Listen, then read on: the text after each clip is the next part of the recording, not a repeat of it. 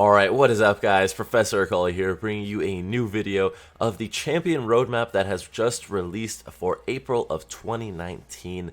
Guys, there are so many different things that are coming out, and we're going to be going over everything. Mordekaiser, a new AD assassin, and an army of one. Check out the new champions and updates coming in 2019, and also apparently there are a few teasers as well, so let's just get right into this. So, by Rito Reeve. Hey all, it is that time of the year again where we get to talk about the awesome new champions and updates we're working on right now. I won't be talking about the new enhancer support today since I already talked about her in the last roadmap and she's just around the corner, but there's still plenty to share. By the way guys, next Tuesday, this new enhancer support should be released onto the PBE. But anyways, let's keep going. So let's start off by talking broadly about our plans for champions in 2019. Shifting focus. Back in 2017, our Champions team and Champions Update team combined into one super force. That way we could work on whatever we felt like made the most sense. At the time, we started ramping up VGUs because there's so many champions, we felt like we needed a full-scale rework.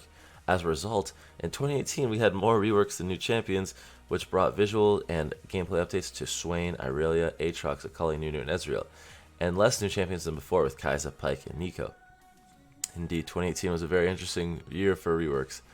After Mordekaiser's VGU this year, we will have gotten through the last of champions in need of his level of rework. Think updates the size of Urgot, Nunu, and Swain. So basically just outdated champions.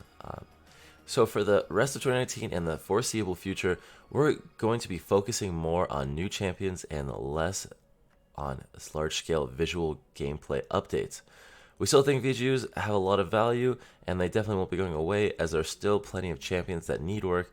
The list just isn't nearly as long as it once was, and the champions on the list aren't as low quality as those who have received VGUs already, so we're going to adjust our cadence accordingly. Outside of the large-scale VGUs, we'll be doing smaller gameplay-only reworks on a case-by-case basis, and they actually I've been doing this with Soraka changes. They recently just mini reworked a few different champions, and yeah, since we're going to be doing fewer large-scale VGUs in the future, we want to hear from you. Which champion do you think is most in need of a VGU? Stay tuned for an official vote in the near future, and where the winning champion will be guaranteed a VGU for 2020. Okay, this is going to be interesting. Hopefully Riven's on that. Anyways, and now with that, let's talk about the few next champions and updates we'll be working on now. So the first one is Mordekaiser. Night's Fall over Death's Realm. Mordekaiser's VGU is pretty far along, so now I can share some more details on what we have planned for our Metal Overlord. As mentioned in the last roadmap, it's a massive VGU. We update or replace every ability on his kit, while focusing on keeping his gameplay in line with his unique role as an EP juggernaut. One of the biggest abilities you can expect to change is Mordekaiser's ultimate. We want to replace it with something that would make his enemies truly fear and respect Mordekaiser, with nowhere to run or hide from his indomitable malice. It won't be long before new Mord conquers the lands of both the living and the dead, bending the souls of all who oppose him to his unbreakable will. And here's a little teaser picture. Not exactly sure what to think about this. It just looks like a new weapon, honestly. Maybe it's the souls coming out of his weapon, and that has something to do with his Q stealing souls. Honestly, it's hard to say. You guys put on your tinfoil hats and let me know in the comments. But anyways, let's go down to the next thing. A new civilization emerges. Now let's talk about the next new champion we plan on releasing into the wild. This new champion will be a solo lane AD assassin. It's been known a while, I know. There are very few of these types of champions in the game, and we know a lot of you love playing them. This champion's arrival will send you deep into the jungles of Runeterra, where a brand new faction hidden from the rest of the world will reveal itself. So a new faction is being released into the lore of League of Legends. This assassin has powers which give them all the elements they need to use their surroundings in clever and innovative ways. This assassin has powers which give them all the elements they need to use their surroundings in clever and innovative ways. Maybe it's camouflage? I mean, that sounds like very camouflage to me. You guys let me know in the comments what you think this is going to be as well. Trespassers beware and stay away from the walls, for nowhere is safe when you enter deep into these jungles. And here you go. You have a little teaser right now. We're gonna go ahead and look at this because what do you think it means, guys? It looks like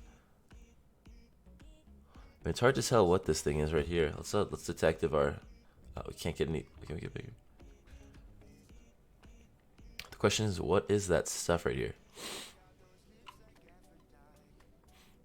I don't know. Looks like maybe he like just turns into like matter or something. Anyways, it's hard to tell. So, that's gonna be that. A one-man army. Let's talk about the next VGU we have planned after Mordekaiser. It's none other than the man, the myth, the legend, Pantheon. After Mordekaiser, Pantheon is the last of the Pizza Feet champions, whatever that means, which is to say he hasn't visually held up very well over time. We will be building his visuals from the ground up while also making him feel more unique to the world of Runeterra. We'll also be expanding on his current lore as we can tell the story of gods and humans and how one man fought back against the gods. For Pantheon's gameplay, we're looking to modernize his kit rather than completely reimagine it. We plan on preserving the aggressive, reliable nature of his play pattern while also adding a deeper set of options and decisions for him to play around with. And by the way, a good example of something they have done in the past of modernizing his current kit, think Warwick. If you guys don't remember the old Warwick, look at his old kit and look at his new one. It's pretty similar, but much more modern and more options and stuff. We also want to really sell the Hoplite fantasy by making Pantheon Shield feel more integrated into his kit. Oh god, another Braum.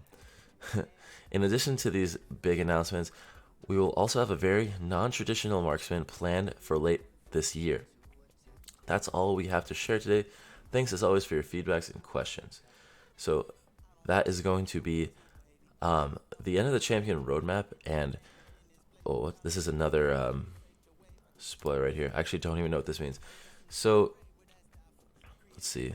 It kind of looks like a mixture of a Lux Ultimate or a Varus Q with the Invictus Gaming skin. Hard to say, but there is another skin line that is supposed to be released soon. The Battle Galactica, Battle Mage skin line. Just like, I think it's supposed to be like a fun Battle Academia, that's what it is, skin line. That's supposed to be released very soon. I believe Akali is going to be released with that, but you know, we'll have to see.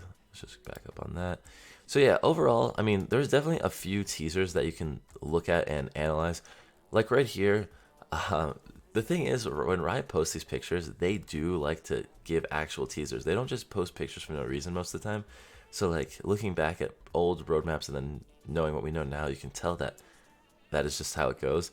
Like right now, you can kind of just be like, maybe Pantheon, his new ultimate goes really fast instead of just like teleporting, or maybe he like maybe he just like, the circle that he puts on the ground when he casts his ult starts catching on fire because he's on his way. That's something on that. I think there are a lot of different things that could be, and you know, this one's really interesting too. You got this Nico background, which obviously it's not Nico. It's this is the assassin. Oh, interesting. Trespassers beware and stay away from the walls, for nowhere is safe when you enter deep into these jungles. So I guess maybe you can hide in walls. I think that would make sense. Kind of like how Kayn can hide in walls, but the difference is, I believe that Kayn, when you're eating in the walls, you can see a little orb. I think that this champion's not gonna have any orb. I think this champion's literally just gonna be able to wait in walls and gank, and then maybe if there's like a pink ward in the area, then it reveals. Honestly, I'm really excited for this because this is like this is just a random line in the middle of this entire thing. I can't say I'm completely right, but I'm almost positive I'm right about this. I do think that it's going to be something as crazy as that. I mean, when Nico got released, I didn't think it could get any crazier. You know, you're really able to steal the enemy team's looks or your team's looks. But, I mean, I guess we'll have to see, right? I guess that's going to be it for this video, guys. If this video gets 10,000 likes, I will hack Riot Games, and I will, you know what, no more teasers. I will literally just tell you guys exactly what's going on. 10,000 likes and everything will be told. Hope you guys have a good rest of your day, and as always, I'll see you guys in a new one. Thanks for watching. Peace.